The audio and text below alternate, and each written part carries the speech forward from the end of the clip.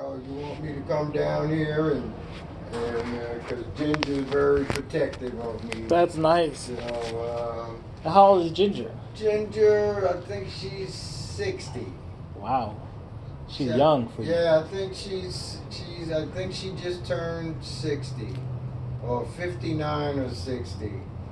But like I told you, she's my best friend. So That's good. That's nice. she knows I'm in love with her, and you know, for all that she's done for me for 29 years and being there for me. That's why I think I told you I'm going to, if I die, I have put her name in the computer at the bank. All she has to do is bring my death certificate. Whatever I have in the bank is hers. Wow, that's nice of you. That's very nice of you. Yeah. Did you ever work out your rent situation with the bank?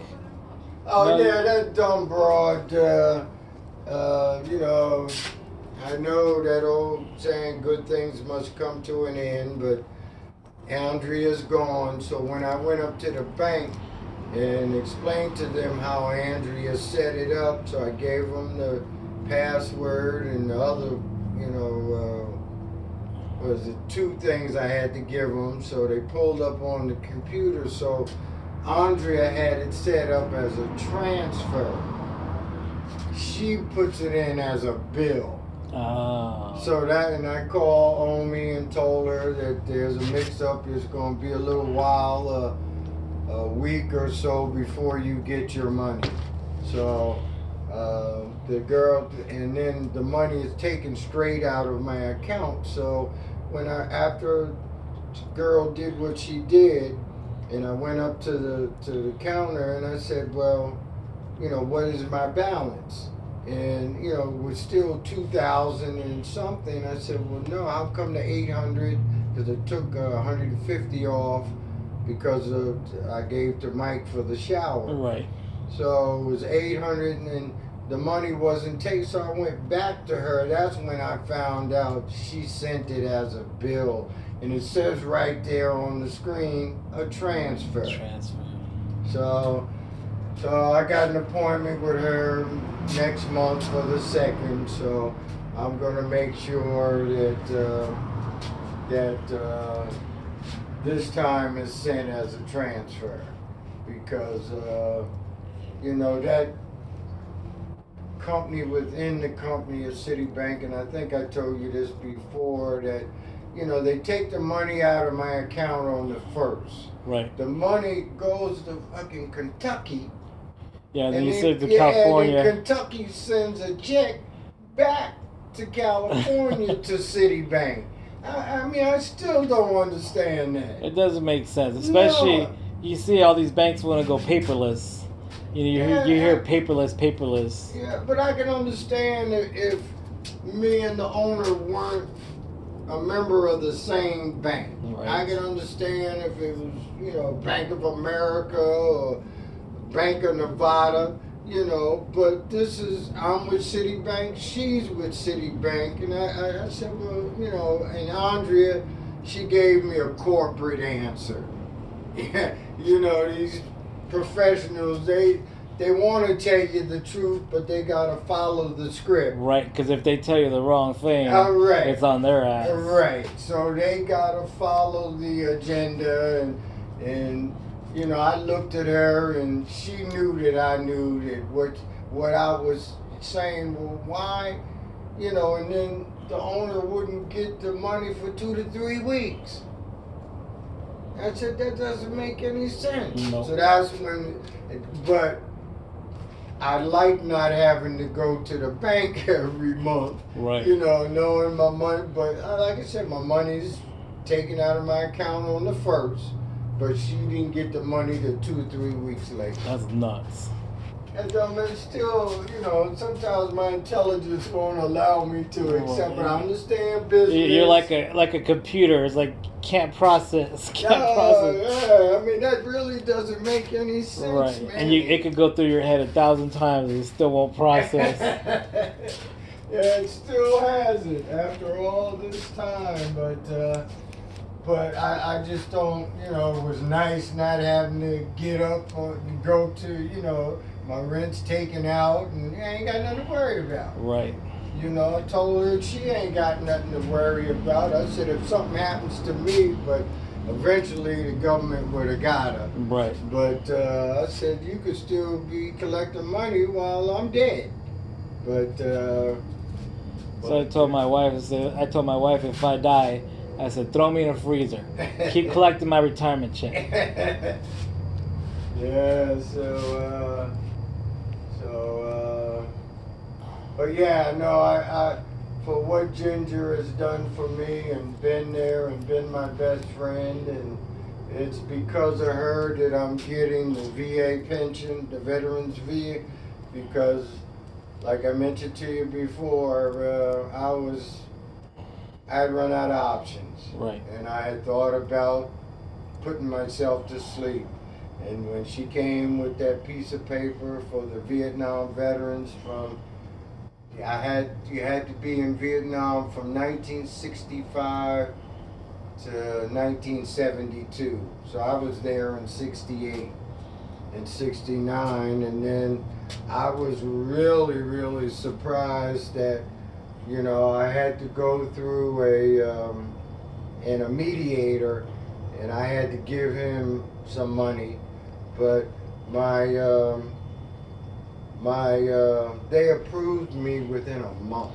That's cool. And I was waiting, usually some shit, especially with the government, it takes 2 to 3 months. So I was looking at all that money built up. Right. And next thing, at the end of the month, I got a letter saying that I was approved, and That's the good. representative, he said, damn, that was quick. That's the first time, because usually it takes you, what is that, retro? Yeah, you get the retro pay. You get Right, back, yeah. From 2 or 3, 4 months, and That's nice. So yeah, they take it all the way back to when you started the paperwork. When you submitted it. Right. So that's what I was looking at, and when I got that letter saying that, I was approved, and starting the following month, I'd get the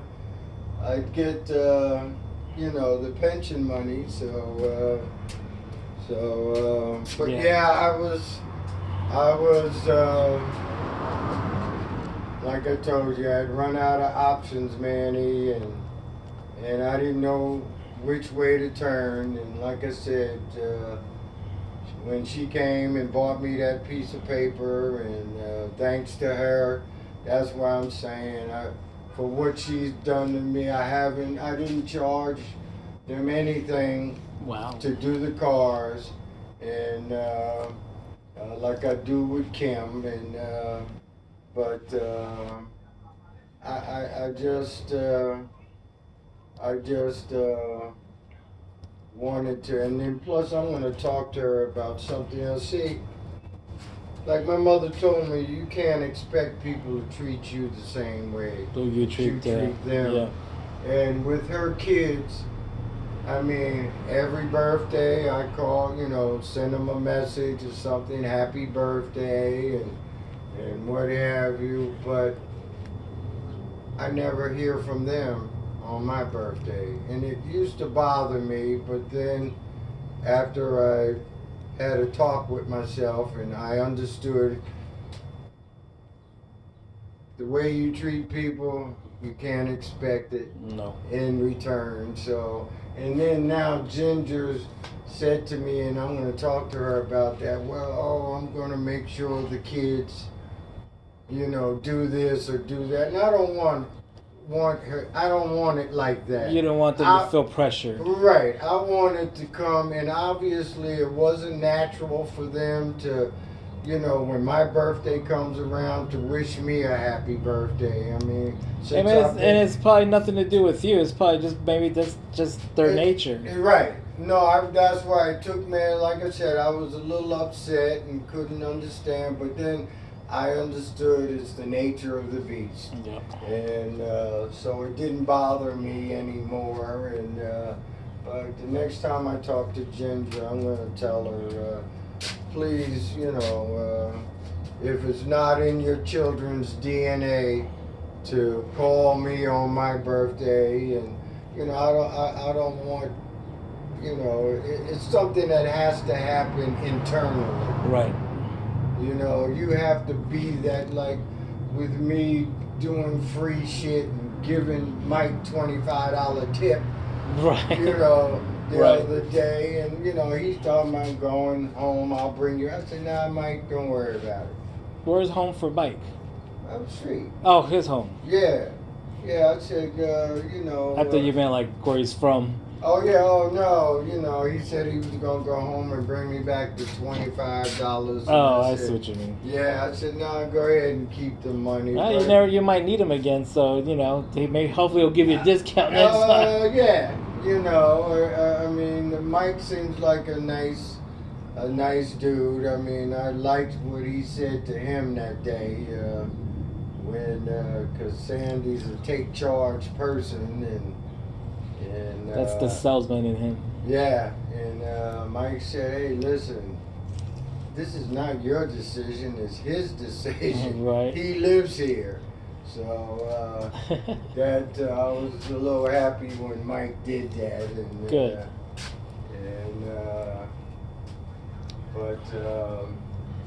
But no, I don't. I want them to. I accept it better if they did it on their own. Right. Not being made to do it, on my birthday, because I understand. Just like I used to get mad. I think I might have told you this before. I used to call people, hey, how you doing? Just thinking about you. Just called up to say hello, but I never got the same thing back, and it used to bother me until I realized that it's just not in their DNA. Right. You can't expect people to treat you the same way that you treat them. And Yep. it just used to bother me that I'm always thinking about other people, and I think about other people before I even think about myself. Because I like doing things. I like helping people. Right. I like I'm my mother. Like I told you, I'm my mother. But what my mother did, she got back from other people. When, my mother needed something, the people who she always helped always reciprocated. And when my mother needed help, they were there. Good. But That's good. I didn't get the same thing Right. when I help people and go out of my way to help people. And like I say, even with the people I used to call, but then I got tired of it. I said, fuck it. I'm tired of calling them and seeing how they doing and making sure they're okay, but nobody ever.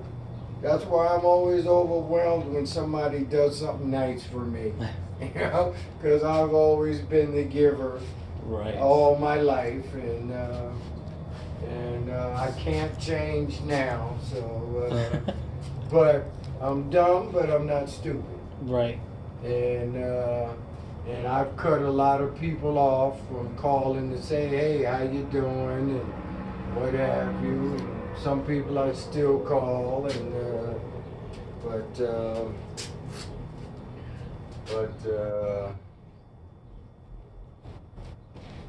Is Kim out there? nah, that's Kenny.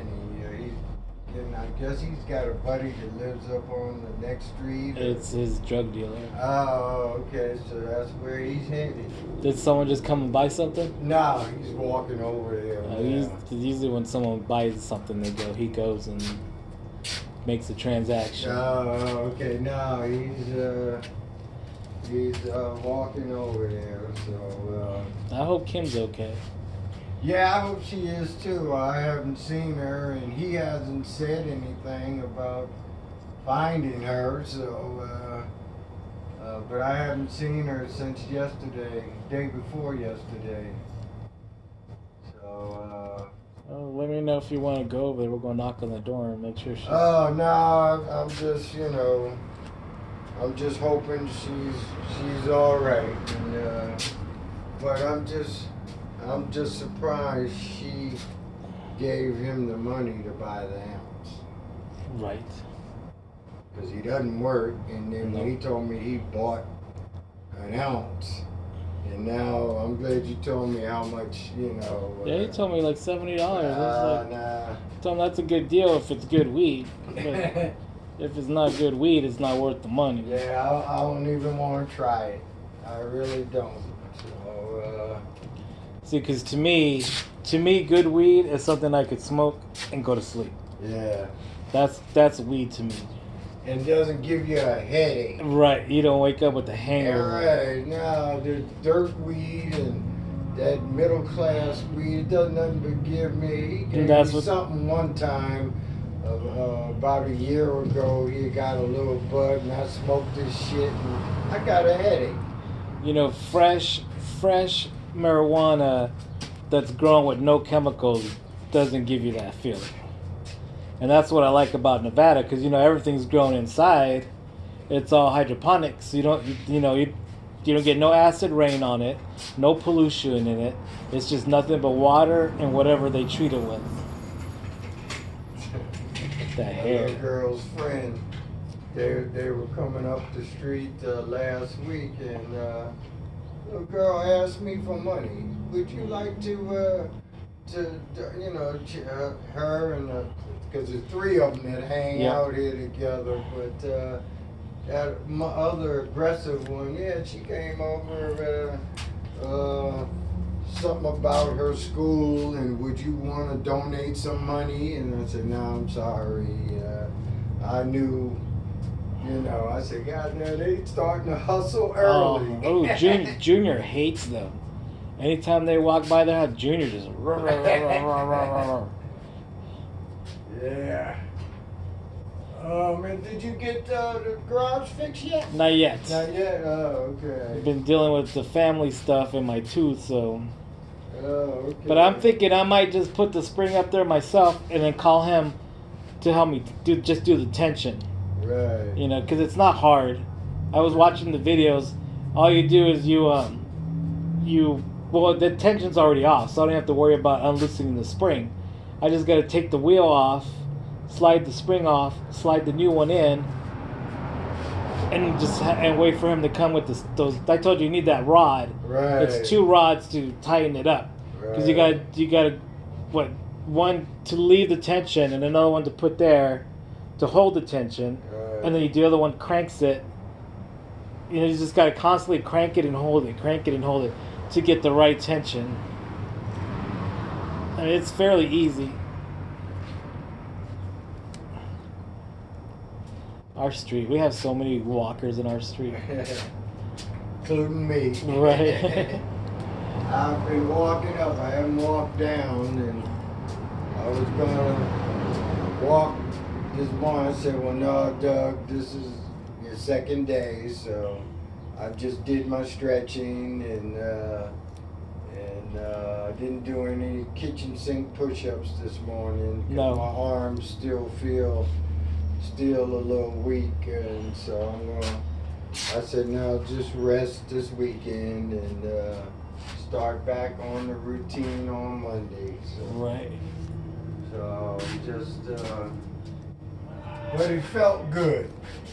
You know, like I told him, it just, even though I'm tired, it felt good because I was, you know, other than the exercising and the push-ups and practicing my music, which I haven't practiced in a week. And I wish you could meet my brother-in-law. He just started learning to play drums like a couple years ago. He has his little man cave where he has his little drum set.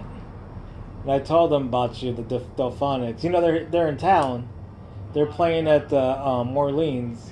Yeah, but it's not the original. That's not the. What is there, like 1 or 2 left? Nah. None of them? Wow. Nah. A lot of these groups I used to play with back in the 70s and 80s, a lot of them are dead. And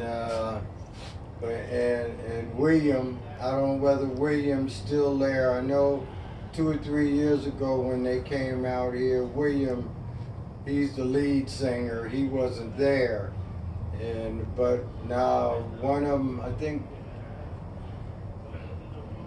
Well, let me take that back. Maybe one of them is still with them. I remember William was there, but he doesn't sing the lead anymore. His voice, Right, you can't do it. he can't sing that falsetto anymore. So, so no, I don't really go to concerts anymore, especially outdoor concerts. Not unless I'm playing in them.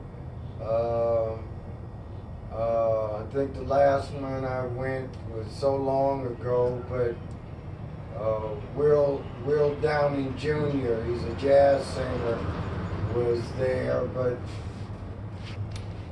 you know, if you were down in the front, you could hear, but if you were in the back, you can't really enjoy it because you can't